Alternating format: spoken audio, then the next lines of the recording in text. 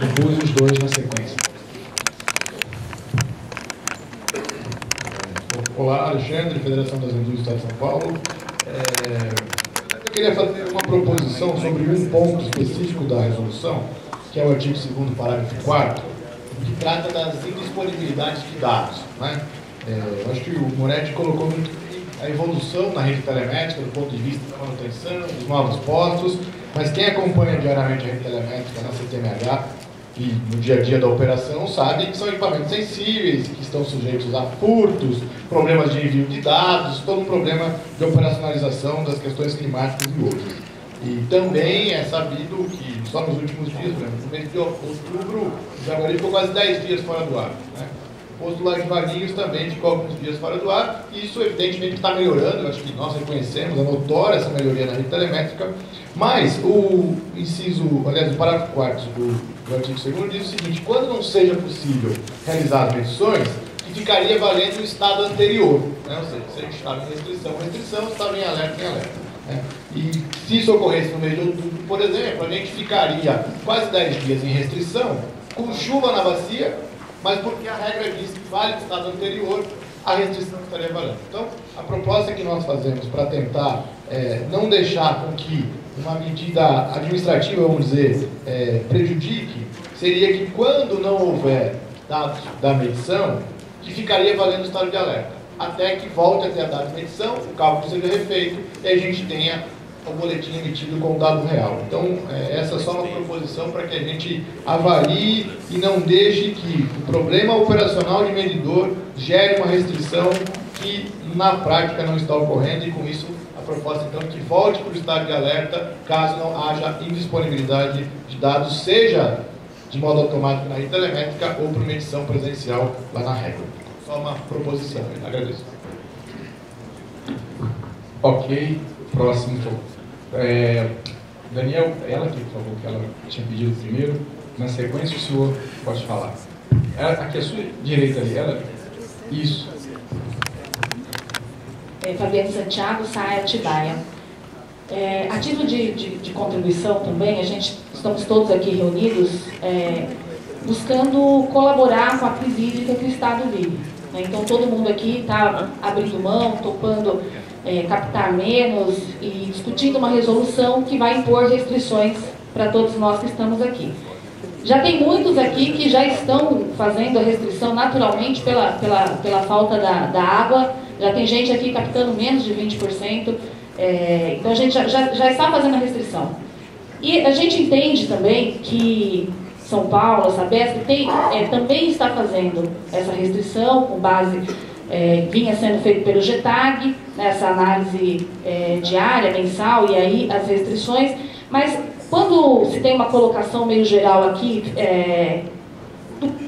das pessoas de uma maneira geral incomodada pelo tratamento diferenciado, pela sensação de falta de isonomia, é porque a regra não está sendo posta da mesma maneira. Nós vamos entrar em restrição a partir de uma resolução conjunta de ANA e da EE. Então, a Sabesp já está abaixo captando aí de 18, né? Mas que isso seja tratado também através de uma resolução, de maneira clara, transparente, com regras, sendo medido, e aí se tira essa impressão da falta de isonomia. Que seja feito também, discutido e debatido uma resolução que paute aí a São Paulo, a Sabesp e também as outras bacias, porque a crise ela é geral, como foi colocado pela Leila, ela não está restrita à bacia do Cantareira. Ela é uma crise que o Estado de São Paulo vive. Então, que as outras bacias também discutam, de acordo com a sua... que a ANA proponha isso, de acordo com a sua realidade, também resoluções de restrições para que todo mundo dê sua contribuição para a crise hídrica. E uma outra colocação é que a ARES e a Arcesp se manifeste com relação à resolução, porque se prevê, para a falta de água, você tem que comunicar 72 horas antes o consumidor, né? Então, como é que isso funcionaria na restrição? Talvez precise também de uma resolução aí específica para a resolução de restrição quando ela entrar em vigor. Ok, Fabiane. Boa tarde, meu nome é Luiz Maio Neto, sou presidente do DAI Valinhos. Valinhos depende 50% da captação de água do rio Atibaia e 50% dos mananciais internos da cidade. Nós iniciamos o racionamento de água em 7 de fevereiro deste ano. Fomos obrigados em função de toda a situação que já é conhecida, tanto do rio Atibaia como os mananciais internos. Nós criamos 7 áreas de abastecimento, dividimos a cidade em 7 áreas e 2 vezes por semana essas áreas ficam por 18 horas sem água por dia. Implantamos também a multa por desperdício de água. Desde fevereiro até agora, nós conseguimos economizar 2,5 bilhões de litros de água nesse período, com conscientização da população e trabalho de restrição também. A população passou de 200 litros de água por dia por habitante para 150 litros de água por dia por habitante. Nós restringimos os mananciais internos em função de não ter água, 25% já tem uma restrição dos mananciais internos e 10% da captação de água do rio Atibaia. Se não chover nos próximos dias, provavelmente nós vamos passar de 18 horas por dia para 24 horas por dia o racionamento, 2 vezes por semana. Então o que a gente está pedindo aqui? É que seja revista a questão de 20% de restrição no rio Atibaia, porque a nossa população já tem sofrido, 2 vezes por semana fica praticamente o dia todo sem água. Se nós restringirmos ainda mais o rio Atibaia, passar de 10% para 20%, provavelmente vai ter água um dia sim, um dia não na cidade.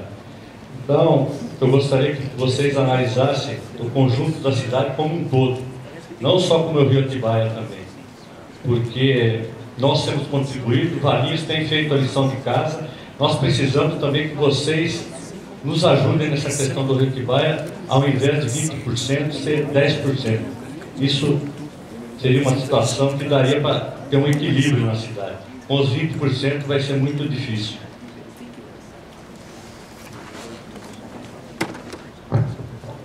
Tinha mais um inscrito, Daniel, ali do lado, ali atrás, aquela moça, depois na sequência ele já tinha pedido antes. Boa tarde, Jorge Mercante, coordenador da CT Indústria dos Comitês PCJ. O Patrick, no dia 1º de outubro, quando nós questionamos a questão dos 30% ao invés de 25%, por quê? Porque 6 sobre 24 equivale a 25%. Você alegou que, na média, as indústrias operavam 21 horas de captação por dia. Mas, na verdade, se pegar aqui na bacia PCJ, fazer uma média ponderada pelos consumos, está muito próximo de 24. Então, nós achamos que, por questão de isonomia também, deveria ser 25% quem capta continuamente e não faz a interrupção de 6 horas.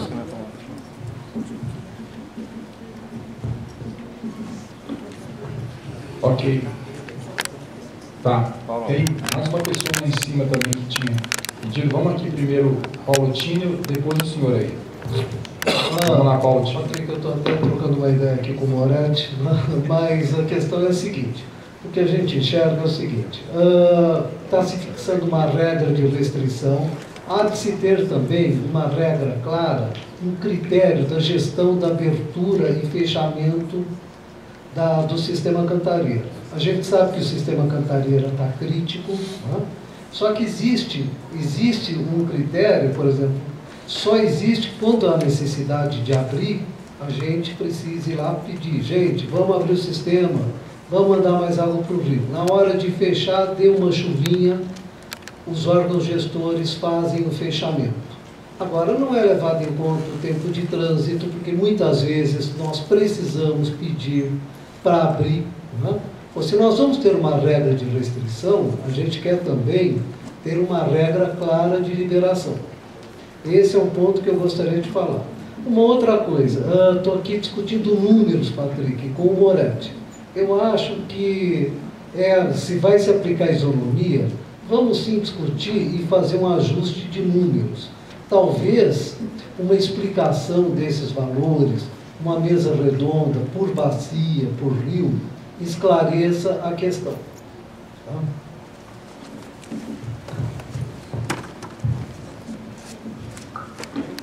Senhor, sim. Boa tarde a todos. Meu nome é Massal Kazak.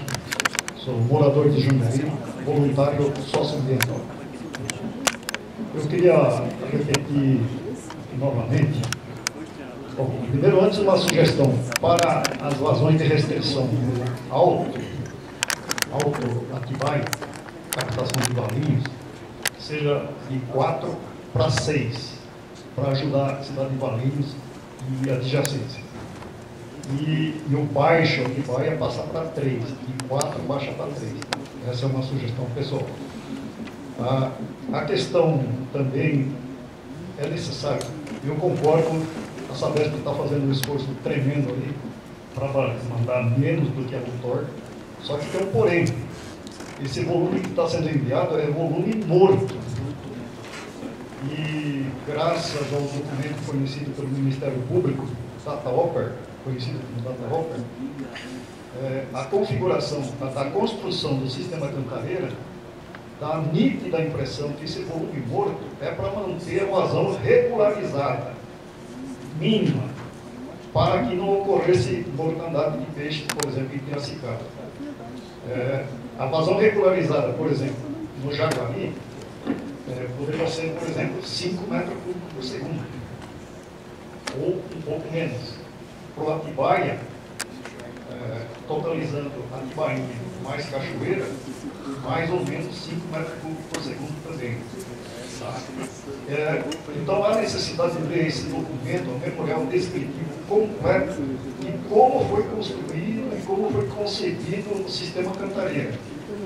Caso essas colocações estejam com um mínimo de razão, esse volume morto, essa vazão que está sendo enviada para São Paulo, está muito acima, ela deveria ser 0 para São Paulo. Ou seja, medidas extremas teriam que ser tomadas lá em São Paulo. Por exemplo, aproveitamento até mesmo dado do Tietê e Pinheiros, algo parecido com isso. E também eu queria sugerir que principalmente a academia estudasse os fenômenos que estão ocorrendo lá no bombeamento do volume morto. Os níveis médios, considerando o nível médio, ainda estão acima do volume 1 licenciado, tanto para o Jaguari-Jacareí quanto para o Atibainha. Então, tem fenômenos biológicos, geológicos acontecendo e a academia, principalmente a academia, as autoridades deveriam catalisar a discussão a respeito. Obrigado. Desculpa, só como é o seu nome? Marçal Kazak, engenheiro civil e voluntário socialmente. Marçal, tá certo. Pergunto se tem mais algum representante de usuário aqui que gostaria de usar a palavra. Vamos lá, o Rocco